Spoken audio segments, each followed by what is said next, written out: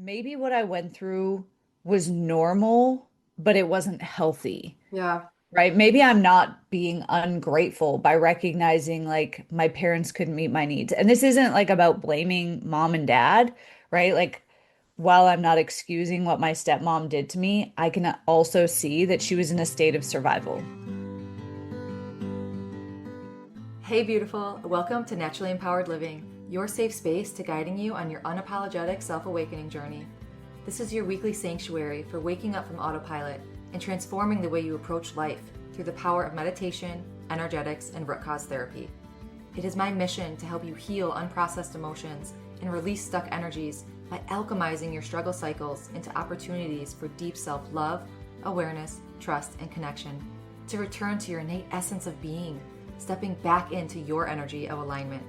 Because here, we honor all parts of ourselves, the messy and the magic, the shadows and the light, embodying all parts that make you, you.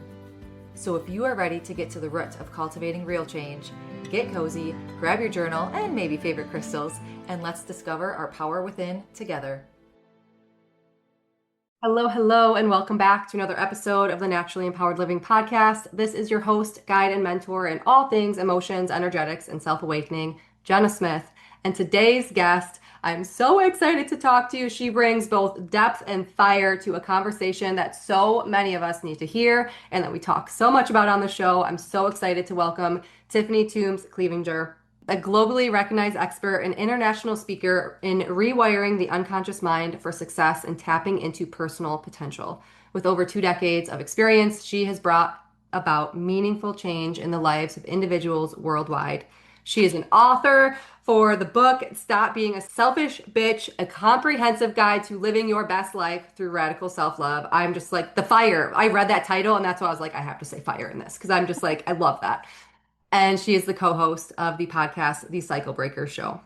So we are going to dive into a conversation about so much, so much that's just so relatable. I'm so excited to welcome you, Tiffany. Welcome to the show. Thank you for having me. I'm excited to be here. Woohoo! Okay, so tell us a little bit about yourself, about, your journey, what brought you to where you are today. Yeah, so I never planned on doing any of this work.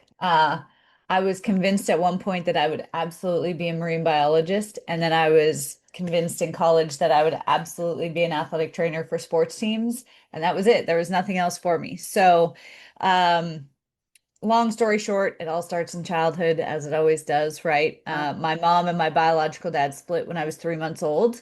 And when I was three, he met a woman who was a domestic violence survivor. She was actually living in a women's shelter. I remember like the fresh bruises on her from her last altercation. Hmm. And she actually became my abuser. So my childhood was firsthand witness to how hurt people Gosh. and how unhealed trauma gets passed down. So I had two very different childhoods. When I was with my mom, my stepdad, my half brothers, love, joking, happiness, joy. My mom did have really intense anxiety, so sometimes she wasn't emotionally there, but for the most part, it was like a very, family first Yeah. uh, mentality, some scarcity around money and things, but very family first mentality.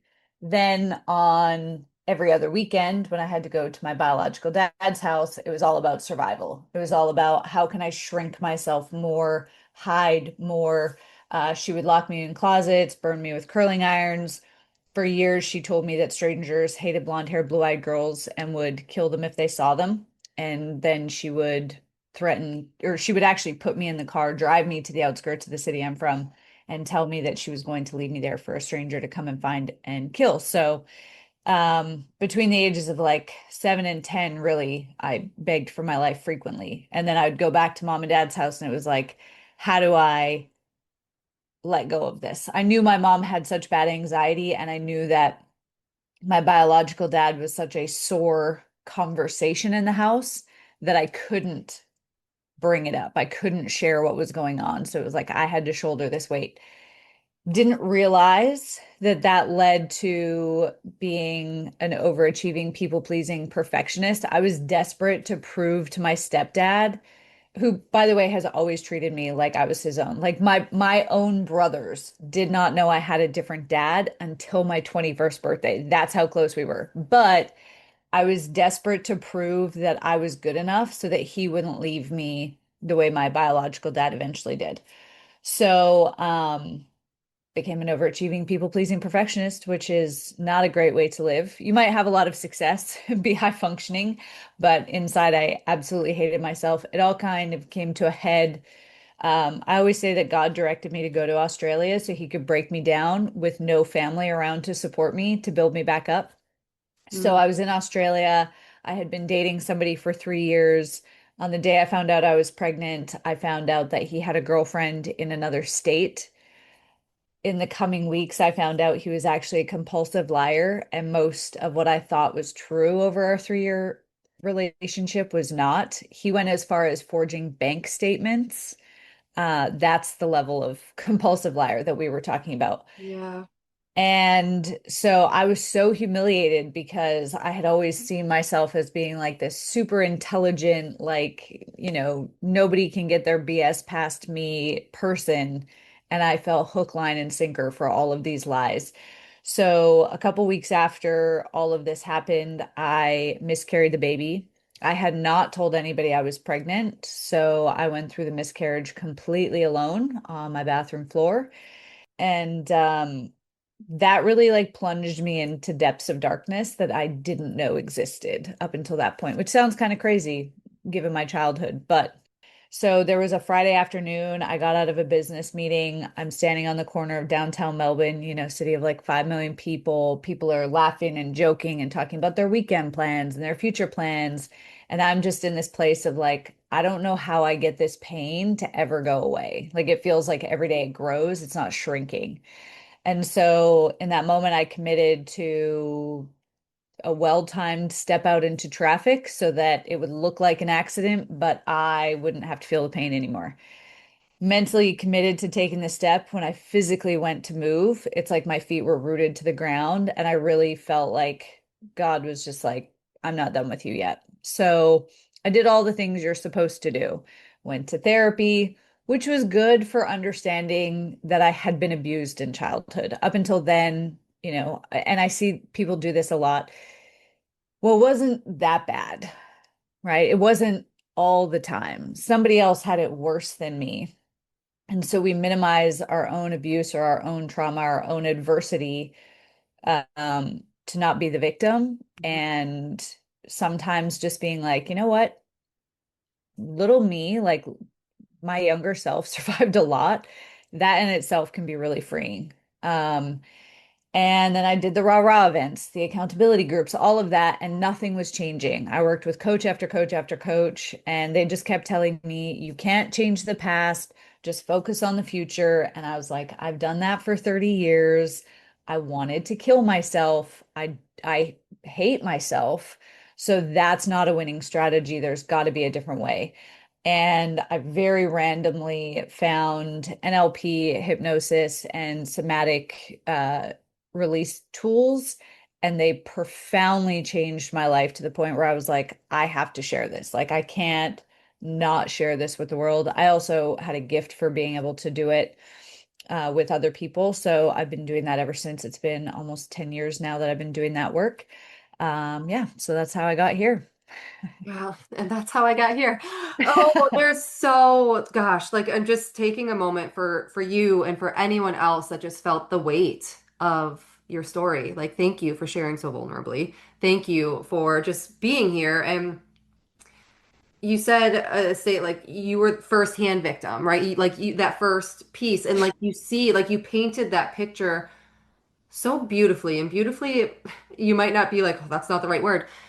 But to where you are now to where you were, like when people say you can't change the past, it's like, okay, maybe I cannot change the past. However, there is a lot of the past that we hold within our bodies. And when people say things like that, or like time heals everything, no, it doesn't actually. Like when Yeah. people say those things, it's like I understand intentions might be there. However, let's bring it back to the compassion, the empathy, the not minimizing, and to actually be in wholeness of what you went through or are going through. And I just thank you so much for sharing all of that because that's beautifully, like you painted that picture so beautifully. I think it's important to share because so many people in my experience have had crappy situations. Maybe it wasn't to the level that I had, right? My husband, and he's okay with me to share this story. He grew up in the quote unquote perfect family, right? Like your stereotypical Southern Bible Belt family where, two blonde sisters, both straight A students, both, gymnasts and cheerleaders and whatnot, mom, dad with the perfect house that was always clean, everything looked amazing, financially secure. He was a good baseball player until he quit. But I mean, he didn't realize that he had had adverse experiences until he met me because he was like, I was basically always told to like sit down, shut up. Yeah. Like you're too loud. Stop asking so many questions, stop talking so much, tone down the energy.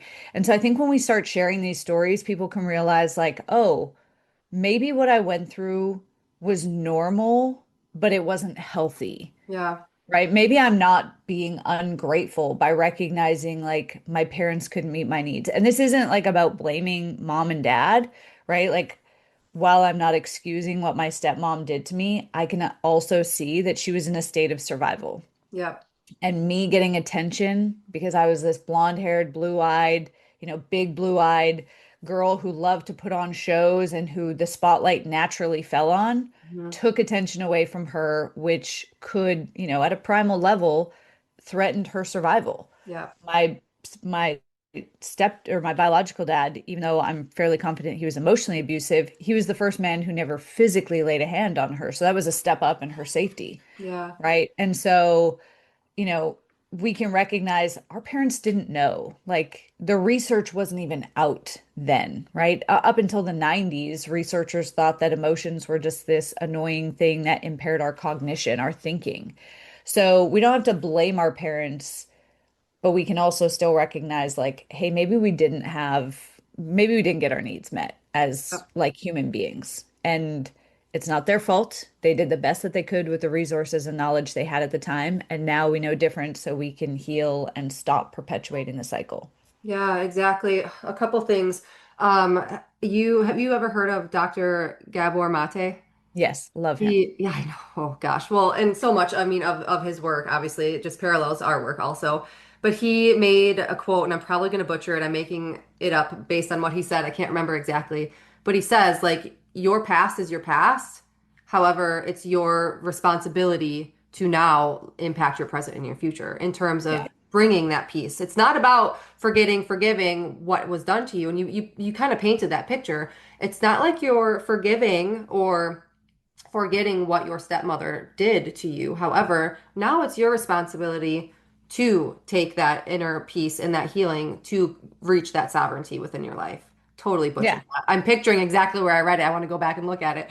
But, Yeah. in terms of that, and he also says, like it's not the addiction, it's why the pain, right? Like it's not why the addiction, but why the pain. Like let's get to that Yeah. root piece of things. And something else. So I want to kind of compare you and your husband, if you don't mind.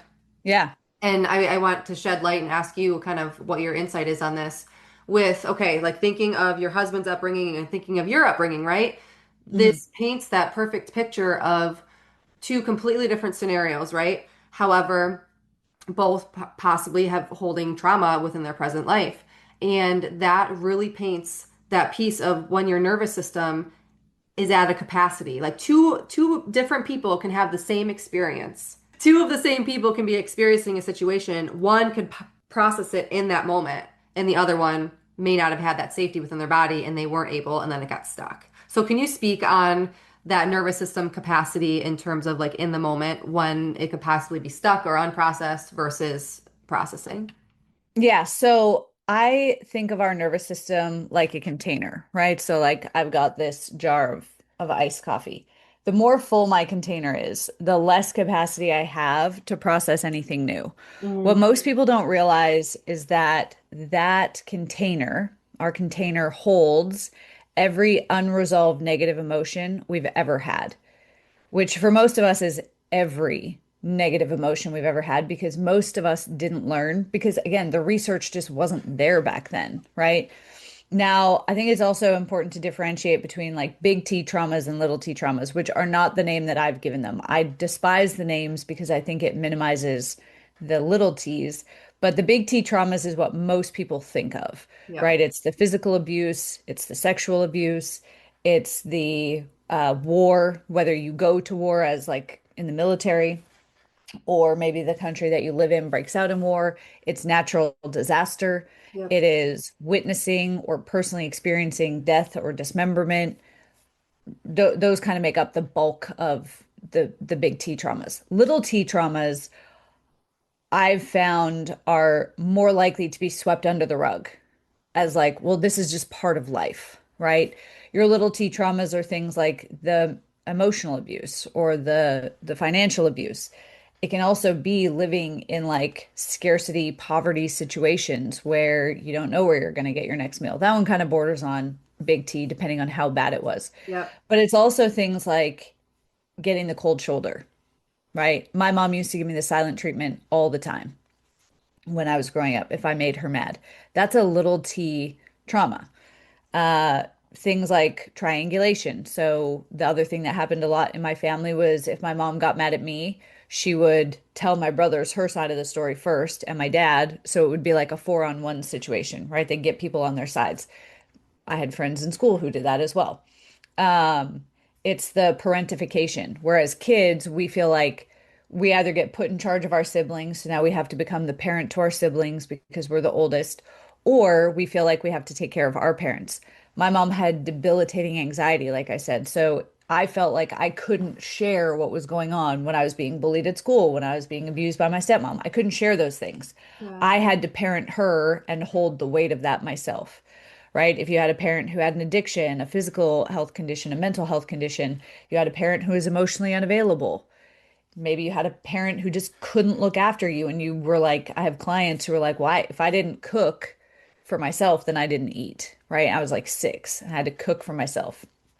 So, though that parentification is a little T trauma. Mhm. The constant criticism, catastrophizing mistakes, always being compared to somebody else, having a parent who, you know, negates your needs to people please others or negates your needs to be the perfectionist.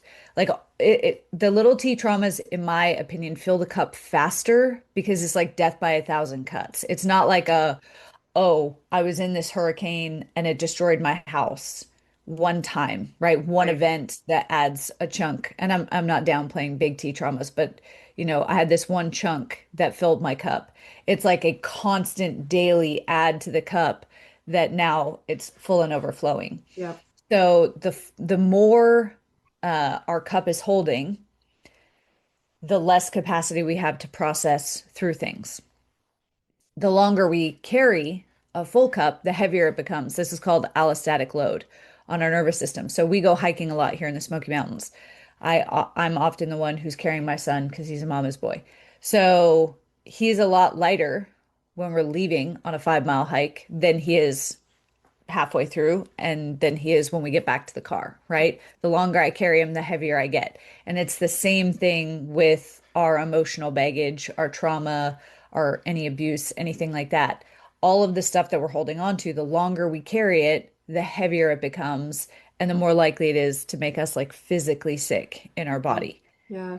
And so when we start working with people, this is why we are so big on nervous system regulation is regulating the nervous system is going to clear out a little bit of space at the top. Now we can use the hypnosis and the other techniques to start going deeper into releasing and healing that deeper trauma. Yep. And the goal is, I think the other thing worth noting is like people are like, well, my goal is to empty my cup, to get my container completely empty. That's not the goal.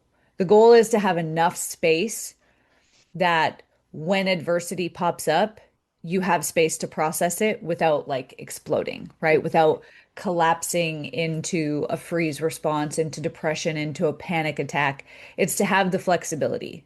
It's not that we never want to feel anger again.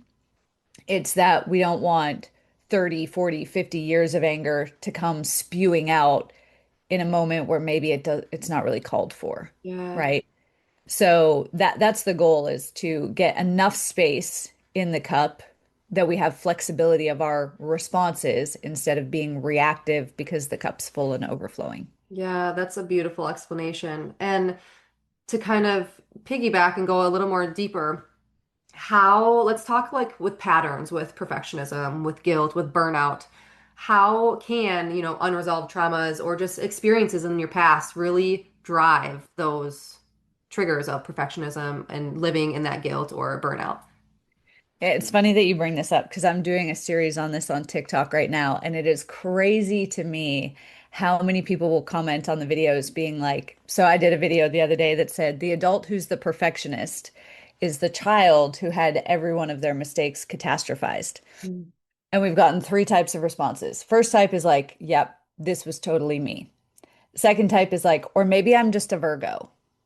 And I'm like, look, I'm all for like understanding your astrology, but when you use it to justify your limiting patterns, there's an issue. Right. And then the third was the people who are like, stop being a victim. Your childhood has nothing to do with your present. And I'm like, the neuroscience actually isn't even on your side in that case. Like, Yeah. study after study after study shows that your childhood absolutely impacts who you are as an adult. So, the other thing I want to note as we get into this is like all of these patterns, perfectionism, procrastination, people pleasing, all of the patterns that you have that disempower you or that hold you back now, they were a survival strategy. You created that strategy to survive a time where you felt you either wouldn't be loved or that you wouldn't be safe. And those are our two, like, we have six core human needs, but those are the two most important. Yeah. We have to feel safe and we have to feel loved and connected, accepted by our tribe, which equals safety, right? So I became the perfectionist because I thought that if I was perfect, that my stepdad would love me and wouldn't leave me, Hmm. right? So it was a survival strategy. Now, the thing about humans is that success is kryptonite.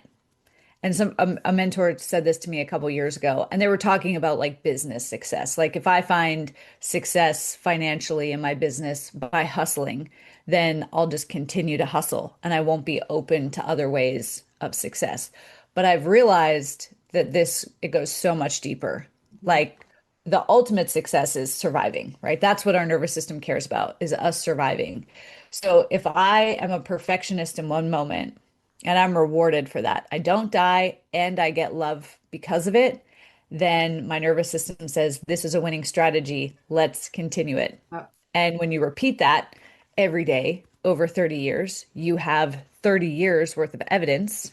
Evidence, I'm going to use that term loosely, but you have 30 years of evidence that that strategy works, even though it's causing you to play small in certain areas of your life or not hit your goals or whatever. We're not naturally wired to thrive. We're wired to survive, Yep. to get love and to get safety. Can we reprogram ourselves to thrive? Absolutely. But we have to first have some, I think that recognition and that perception shift of, hey, I created perfectionism, or I created people pleasing, or I created playing small, I created being the invisible person, I created the empath identity or pattern as a survival strategy. Like my inner child, my nervous system, my subconscious mind was coming from the ultimate place of self-love when it created that strategy. So I don't have to shame myself for it. Hmm. I can have compassion for the version of me that had to create that pattern, and I can recognize that it's time to let it go. Yeah, exactly. And that brings in so much of like the honoring the shadows and the light and honoring all parts of you because when we are in that perfectionism or in that guilt or burnout cycle, what do we do? You said that like can suppress other pieces of yourself. I mean, you could maybe. like outwardly living your life, you're not focusing on other areas of your life and you're focusing just on that perfectionism to where other parts are being kind of neglected a little bit, but ultimately we're suppressing the other feelings or the other triggers or other experiences that are coming up because of that. Yeah. Yeah, absolutely. So I think it's about recognizing like where whatever behavior we're showing is showing you the highest level of resources and knowledge that that person can access in that moment, Yeah. right? So like my stepmom, her abusing me was the highest level. She was in fight mode, right? Like in the ultimate fight mode, like it's you or me, survival mode, right? That ultimate shadow that nobody wants to admit that they have. Yeah. Does it make it okay that she abused a little kid? No, but that was the highest level of resources and knowledge that she could access in that moment. Right. So one of the principles that we work from within NLP is you can accept the person without accepting the behavior Yeah. and like differentiating the two. This is one of the biggest things that we do when we're raising our son is like we don't make the idea we're very aware and careful of any identity statements we make with him, right? So like me growing up, whenever I acted out, it was like you're being a bad girl, right? So now that becomes part of my identity if you hear it enough. Whereas we'll say to him, you're a good boy, right? You're a good person, and this behavior is not okay. Yeah. We love you. This, you're a good person, and this behavior is not okay. We need to find a better behavior right now. We Mhm. need to find a better way to manage these emotions right now. But none of us had that because we didn't have the research growing up. Exactly, exactly. And I mean, bringing in like generational pieces, like even think of our parents, the generation prior to that. Like, if you want to get stereotypical, just think of the generation before us. They probably were fighting within poverty or survival in a different capacity to when now their adulthood, they're like maybe the picket fence, the I want the modern family look because I didn't have that when I was growing up. So then I'm struggling with the perfectionism. And it's just like when you look at those generational stereotypes, again, I'm going to say that term loosely now, but like when Yeah. you're using looking at the different generations and it's like it's just it makes so much sense and maybe that's just me going down a different rabbit hole but No, it totally does. So my grandma was born in 1928. So she lived through the Great Depression, right? yeah And the moment I realized this pattern when I was in college, or when I graduated college. So obviously, Great Depression, there's not just a supermarket that you can wander down to and get fresh fruits and vegetables. So during that time, there was a lot of canned foods. So when my mom was growing up, there was a lot of canned foods in her pantry. So when I was growing up, when my mom was an adult, there was a lot of canned foods in my pantry. When I went to college, when I moved out for the first time, I'll never forget, I went and bought like $297 worth of canned foods that sat in my pantry for 5 years of college. And maybe when I was drunk, when I came home one night, I opened like a can of beans or something to yeah eat. But the rest of that $297 worth of cans sat there for 5 years. And I was like, wow, like, because I don't eat that way, right? I eat fresh, like whole foods. And so but I realized when I was having to like donate it all to the food bank or whatever I did with it, I was like, wow, like this is coming from my grandma who lived during the Great Depression, potentially even before that, right? Like I yeah don't know what her childhood was like. And then when I met my husband and I moved in with him, he was very much like, you know, he just ate out. He was not, did not know how to cook. So he just ate out. And so when we started buying stuff, he was like, well, don't we need like canned food for the pantry? And I'm like, no, like we don't eat that. So why would we put that in there? And he's like, well, what do you do with pantries then? And I was like, I don't know now. Like, I don't know what I would do with that. Now I bake sourdough and stuff, so mine's full of flour and stuff. But back then I didn't. So it's just crazy, like the evolution and seeing like the yeah patterns of where you're supposed to put canned foods in the pantry because that's how I grew up, right? yeah exactly And exactly if it's impacting what's in our pantries, how is it impacting like the other things that we do and how we show up in life? thank you for saying that because it's so I mean, you don't learn this shit in school. And it's like, I'm not a part of the school board, but I'm in like an anti-bully committee within my son, my oldest is 6. But I'm in like committees and PTO and all that stuff. And I'm really pushing for like well-being, foundational. Let's get some more mental health, emotion. And of course, they have health class and guidance class. I understand that. But I could go on a whole tangent of that. Like, why aren't we learning this in school? And that was a perfect example Yeah. of if it's like this, in this capacity, what do you think about emotions and generational traumas and patterns and bringing in our DNA? Like, oh, I love merging like the science, the biology piece with the energy piece because it is Yeah. so intertwined. They are. And I mean the science like I'm big in the woo woo, but I every piece of woo woo that I've ever looked into, there is a study to back it, right? Yeah, And it's just like so crazy. I mean, I have worked with so many we've decided to homeschool. Both me and my husband were bullied in school. There's just so much less that we can control yeah, in a school situation, right? So we're lucky to live in an area where there's a lot of homeschool co-ops and a lot of like youth sports. So we can still get the socialization piece in, but you've got teachers who are going to have their own stuff, and we don't have any control over whether or not they heal that. I have worked with so many clients. I ran, when I lived in Australia, I ran this workshop, and there was this guy in the back row. And every time a question was asked, I could tell he knew the answer, but he would not raise his hand. yeah. And so on one of the breaks, I went over and I said, I can see that you know the answers. Like, how come you're not participating? And he was like, well, when I was in grade one, this man is in his 60s. When I was in grade one, I was sitting in the front row of the class and the teacher asked a question. I raised my hand. I was like, oh, pick me, pick me. And so she came to me and I got the answer wrong. And she belittled me in front of the whole class. And I have not put my hand up ever since then. Hmm. So, like from grade one to your 60s, how many opportunities and things have you missed out on because you don't want what that teacher did, right? You don't know how the parents are raising their kids and how they're going to bring that to school, right? So, we've chosen to homeschool for that because there's just so much stuff. And I'm like, especially during this 0 to 7 imprinting age, like we want to be as in control as possible around what Yeah. goes in for him because that's going to become his inner voice. Yeah, exactly. And my gosh, you shared an example, real life example. I've recorded or I've shared this masterclass to this podcast. I shared an example. I was doing a shame masterclass, and that was the example I shared. When you are just imagine, because it was like that little t trauma again, like you don't want to put that big T, little t, but that is the extent of how imprints can be imprinted within your body. I shared that example. You raise your hand, you look around and maybe your teacher's back was turned or they did belittle you or, the class is laughing.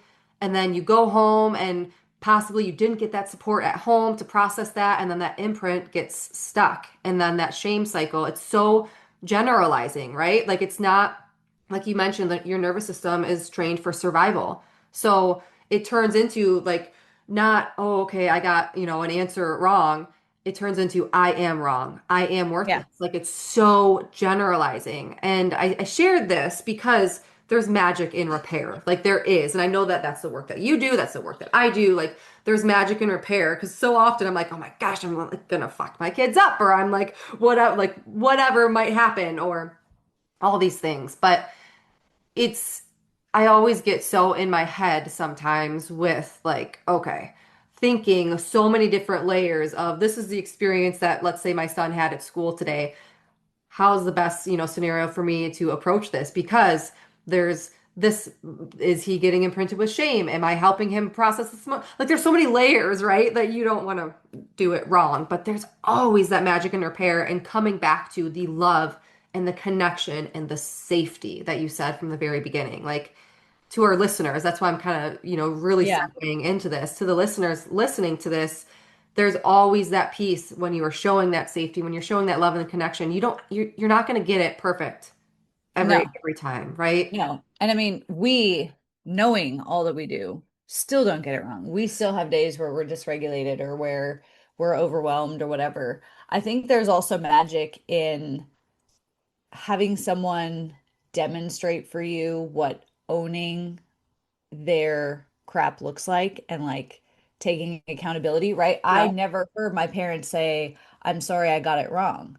And Yeah. my husband's parents never said that either. And so, it was always like justification or defending or I'm sorry you feel that way, right? Like these Yeah. non-apologies. I'm sorry you feel that way, not I'm sorry that my behavior was out of line. Right.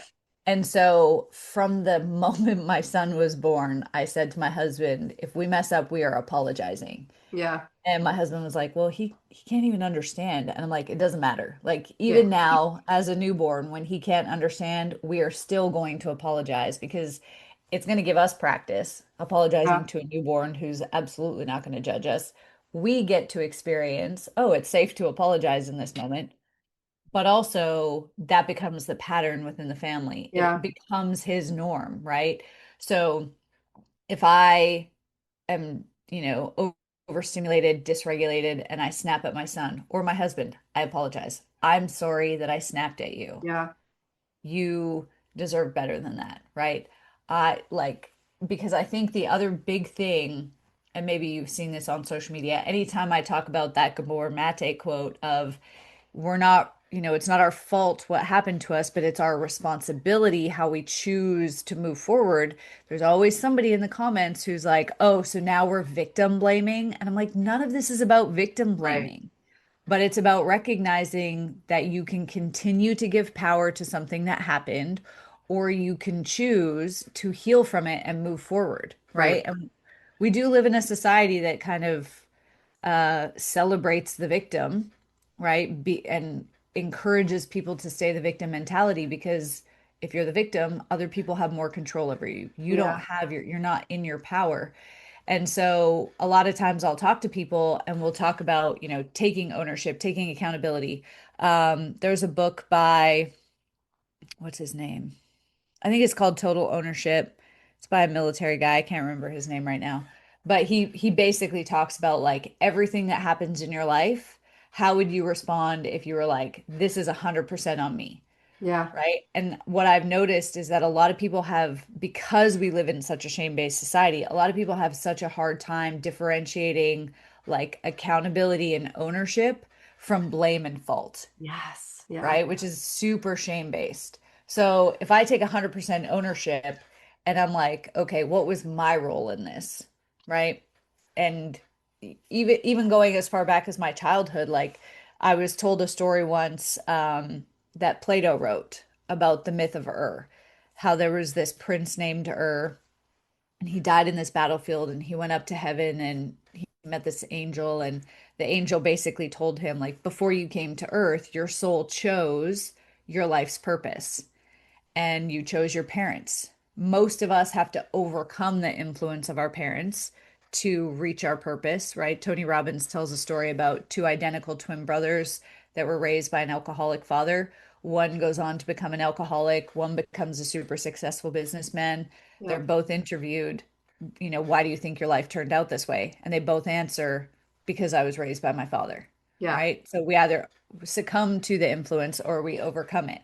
So we choose our parents, we choose our body, right? And maybe our body has health complications that we have to overcome to achieve our purpose. We choose the most negative things to happen to us that we have to overcome to hit our purpose. Yeah. And so for me, I'm like, if I like zoom way, way out and take ultimate accountability, maybe my soul chose those childhood experiences so that I could gain the tools that I have now to help other people transform their life.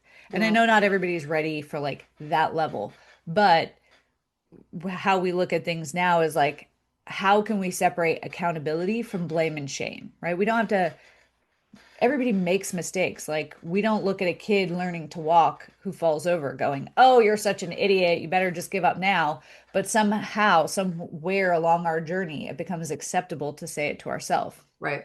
And so if we start to separate the shame out from the accountability and the ownership, then we can heal and move forward a lot faster. Yeah, exactly. And to stay on like the tools, the resources conversation, final question here. Like, what are some just tangible ways in the moment to process or to regulate your nervous system in the moment? Like chaotic kid or day with the kids, or you're stressed at work, like what are some tactics or tangible ways that you share? Yeah, so I find that our subconscious mind is a lot like a child sometimes, right? So there might be emotions that come up in the moment that you're like, I do not have the ability to deal with this. We took my son to the water park the other day and he ran off for like there was like a 5 to 10 minute period where we did not know where he was. Not the time to process my fear in that Yeah. moment, right?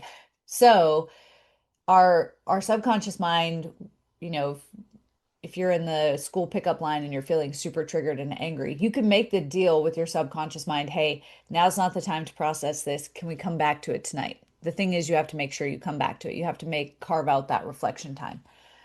The fastest way in the moment to like make that deal and to regulate is through your breath. Like you deep breaths, belly breaths. There's tons of techniques, the physiological side, box breathing, vagal breathing, all of those things they all work, but the biggest thing is the deep, like breathe into your belly, engage the diaphragm, feel your belly expanding, slow down the exhale, make the exhale longer than the inhale. That's the fastest way in the moment that we can pull ourselves out of that emotional brain, access some of the logical brain so that we can decide what is the outcome that I want here. And this is going to take a little bit longer in the beginning, so I would recommend practicing it to build that muscle memory. But start asking yourself, like, what is the outcome that I want here? And then how do I respond? How do I communicate? How do I act and show up in this moment to get that outcome? And a lot of people are like, well, that's manipulative, but like that's how we become the creator of our life, Mm, right? What's the outcome that I want here? And how do I need to communicate? How do I need to show up to ensure that we get as close to that outcome as possible? yeah. Great. Great example. So where can we find you? What services do you offer? Where can we support you? Yeah, absolutely. So our podcast is The Cycle Breaker Show. We're on all the podcast platforms. On Facebook, if you look up Tiffany Toombs Clevinger, you'll find me on TikTok and Instagram. We are Real Cycle Breaker. But everything that we do is around breaking the cycle. So reach out to us and we're happy to support you on the journey. I appreciate your time so much. Thank you for being here with us today, Tiffany. And to our listeners, I'll link everything in the show notes. So until next week, our dear listeners, simply be you. You have everything inside of you to learn your energy of alignment and be unapologetic in who you are. We are sending our love and light. Did you find this episode free or empowering? Please read my review. Tickle, tickle, tickle, boop. Thank you for spending the sacred time with me on Naturally Empowered Living. If this episode brought you closer to stepping into your energy of alignment, I'd love for you to leave a written review and share how this show has supported your journey. Your feedback truly lights me up and helps others find the space of transformation. And sharing it with someone who might need it spreads the ripple of healing even further. Be sure to check the show notes for ways to connect with me and explore personalized healing sessions and mentorships to deepen your self-awakening journey. Thank you. I appreciate all you are and all you do.